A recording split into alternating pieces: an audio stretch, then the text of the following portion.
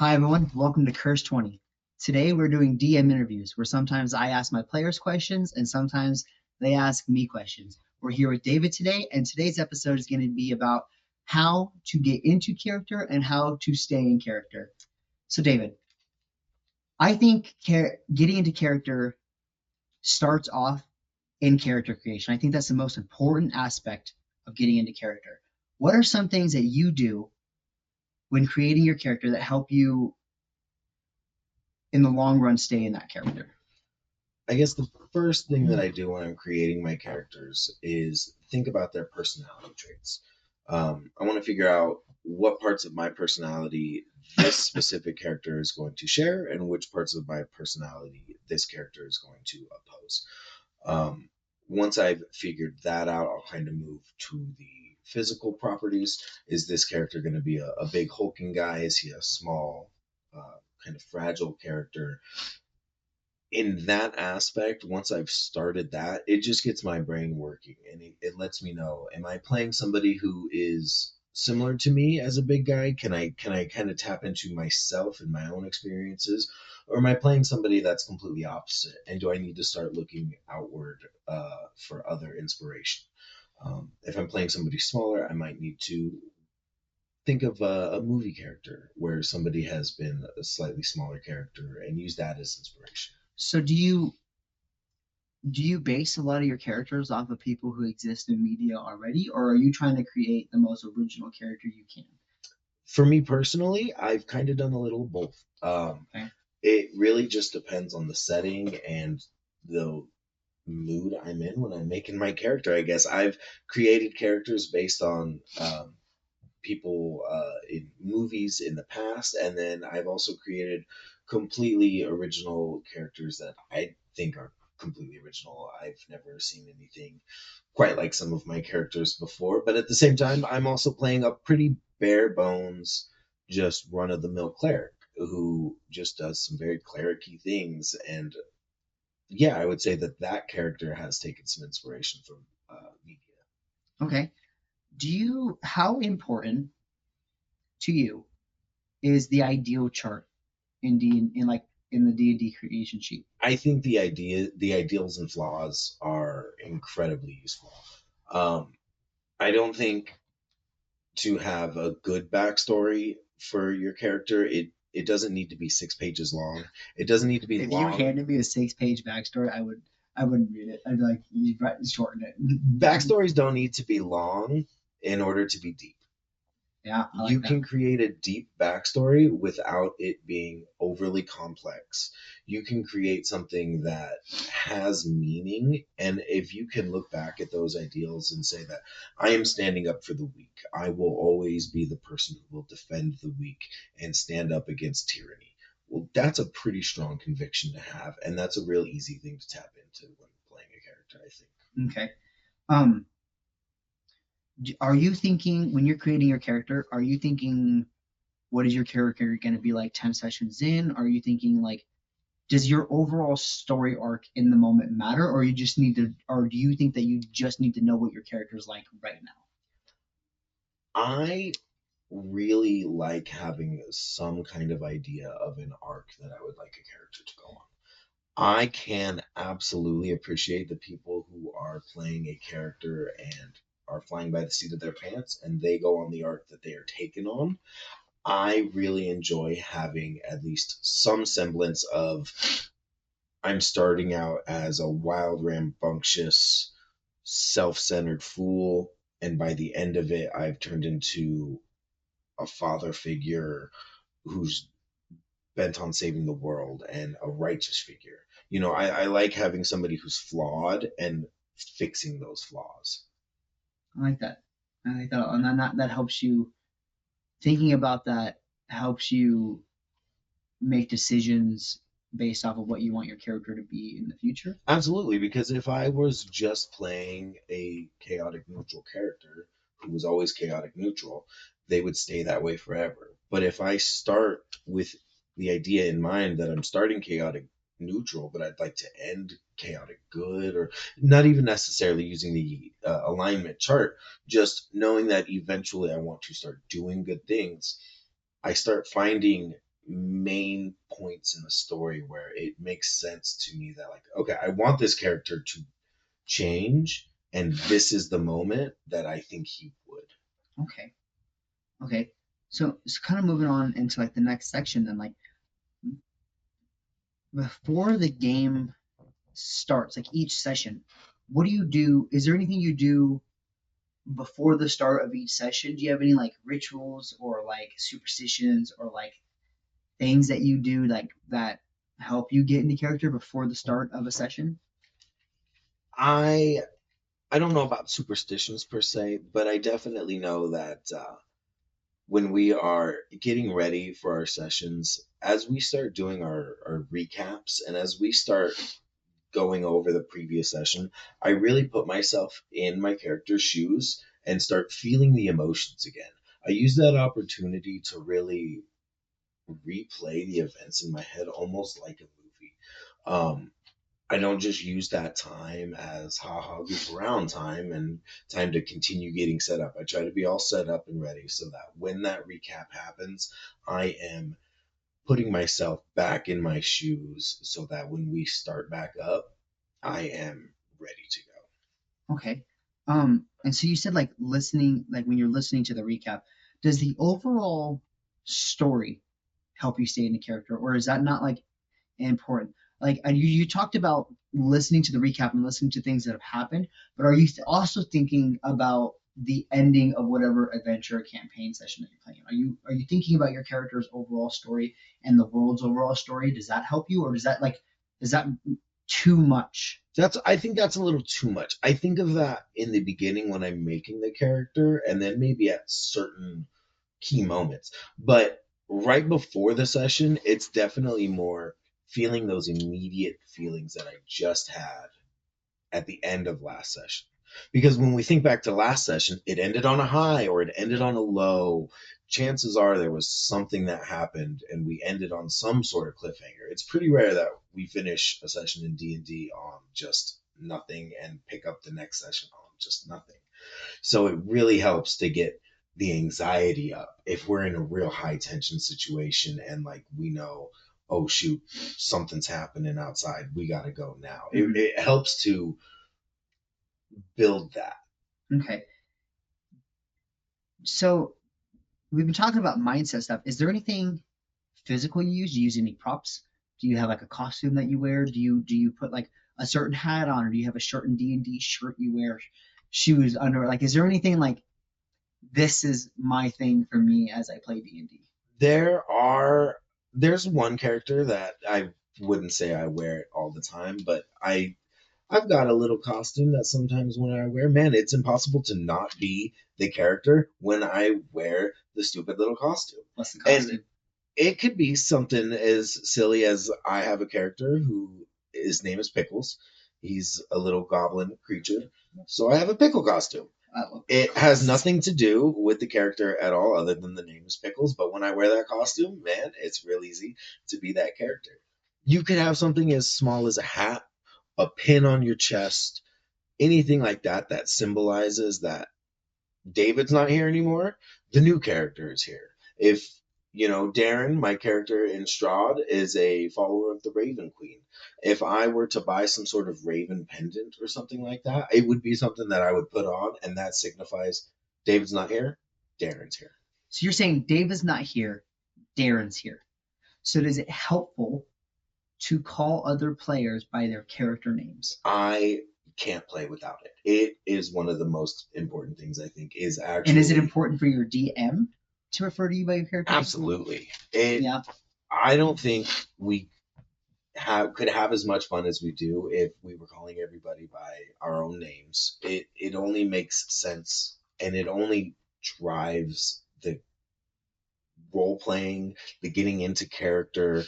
It builds the world when you can all call each other at the table by your character names, even when it's a sidebar and it's above table. You might not necessarily be actually speaking. It may be the middle of someone's turn and you're trying to communicate about some strategy. Don't call him Zach. Call him Calathar. Hey, Calathar, I got an idea. I was thinking we could do this, we could do that. Even in those little moments, it helps to stay in that character. Okay. So that kind of leads me into my next question in the next section of like our little thing here. Character names are important. Character voice is important because I am terrible at voices. I don't think that I need the character that I play in Josh's campaign. I don't have a voice for, and the NPCs that I use in like our campaign, their voices change. I try to do voices and they're different every time I use that character. That's part of the charm. Like I don't so like I don't necessarily know if voices are like the most important thing, but do you think that they can help new players or even experienced players? I do, and I don't even necessarily say like voices. You could have a silly accent. You don't have to full on do a whole different language or try to be a totally different voice. It can just be your voice, but maybe you just drop it down an octave and you just talk a little bit low, or maybe you just talk a little bit higher. Like this is not that much different, but all of a sudden I feel like I'm a new character. I have a character that talks with a southern accent, and as soon as I drop into a little bit of a southern twang, I can't help myself. I just become that character, and it is. I found the easiest accent that I could slip into. It's not a good accent. People who actually have that accent probably think that I sound not good, but it's an accent that signifies to me and to the other players at the table that, again, David is not here, Pickles is here. And he is the one that you guys need to be talking to. And it's just another tool, I guess. But Darren, I haven't noticed. Pickles definitely has that southern accent you're talking about. But when you play Darren, I haven't really noticed an accent on Darren. That is true. In my mind, he does have an accent. And I think part of the difficulty in getting Darren's accent out of me is the fact that he is a human. And it's a little bit weird because I feel like when I'm playing a human character, this is the first human character I've ever played. And it feels almost like I'm just being me more often than not. And so I've actually been really working in our last couple sessions of using that voice and becoming that new character because when I do, I find the decisions I make are different, the reactions I have are different, and when I'm just kind of being myself, it's just a different person. So you think it's easier to play a non-human character? Because I would think you'd. I shouldn't say that.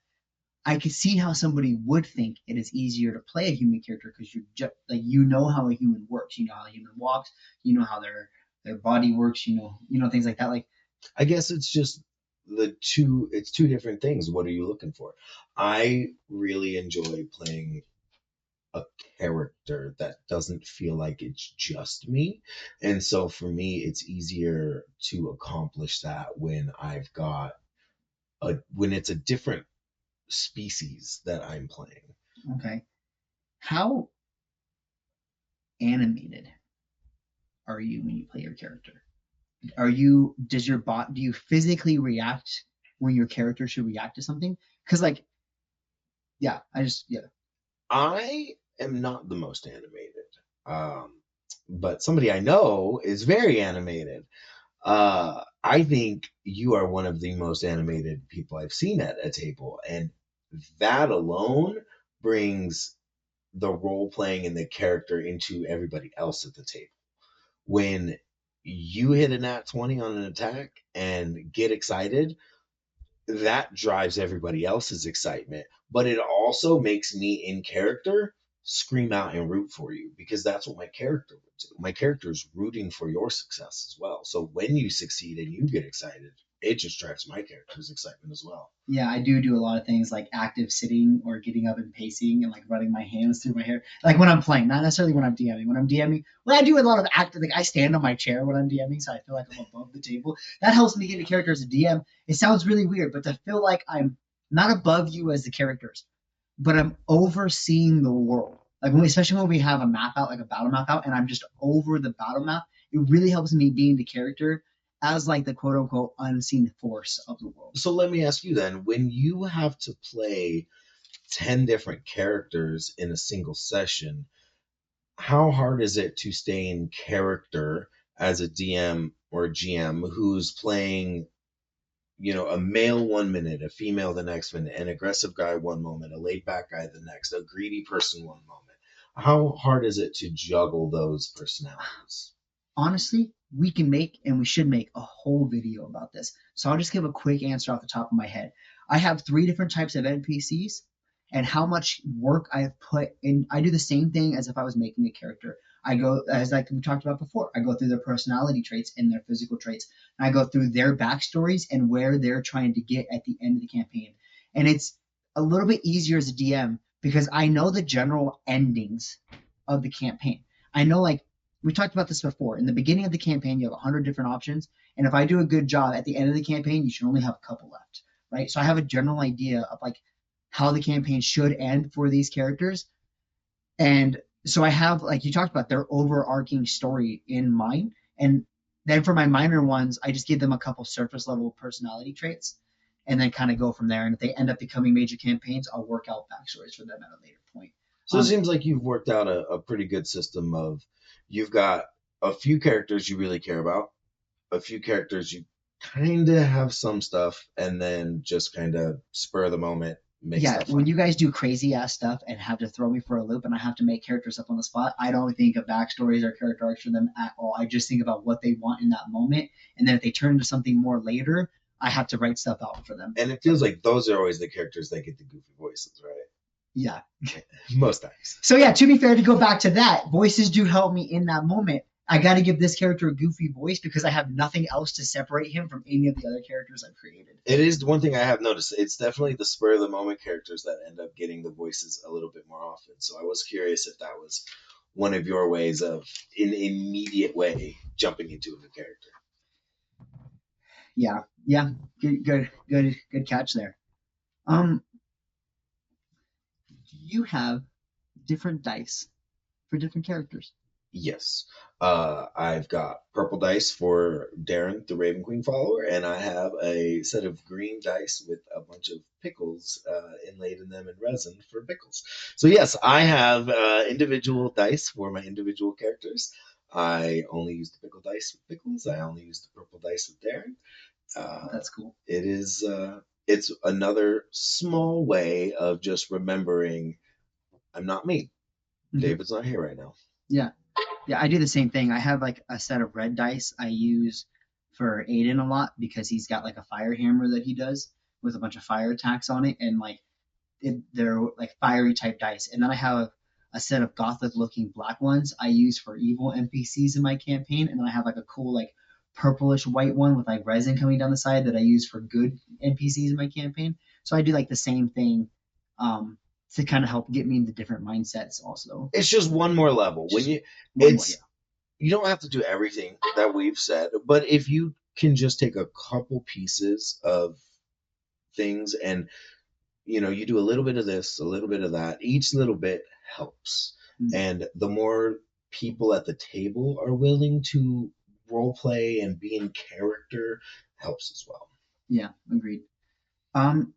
Well, do you have any more questions for me, or do you have any questions you were hoping I was going to ask? Or No, I think we've pretty well covered ways to get into character without getting too deep into how to be an actor. We're not trying to be actors. We are just trying to be silly little characters. so I actually now have you brought that up, and I now have another question for you.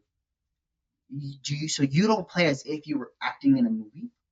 I mean, I would say what I mean is we don't need to give it the importance of being an actor in a Hollywood movie. I do look at it as I am playing a character. I am playing somebody who is not me. So for me, in a way, it almost is acting, but it's not. It's a character I've made, I've created. I have given him all of his drives and desires. So it's a little bit different than acting when you're given something and told to do it, right? This is me playing something that I made. Yeah, so you're kind of like director, writer, and actor of this character. Absolutely. Judge, jury, and execution. Yeah, for sure. All right, well, thank you for taking time. Everybody, I hope you enjoyed the video and keep a lookout for more. Hi, everyone. Thank you for watching another episode of Curse 20. Please remember to like and subscribe and hit that bell button to keep up to date with future videos. Also, keep a lookout for our future Twitch channel. Have a good night and happy rolling.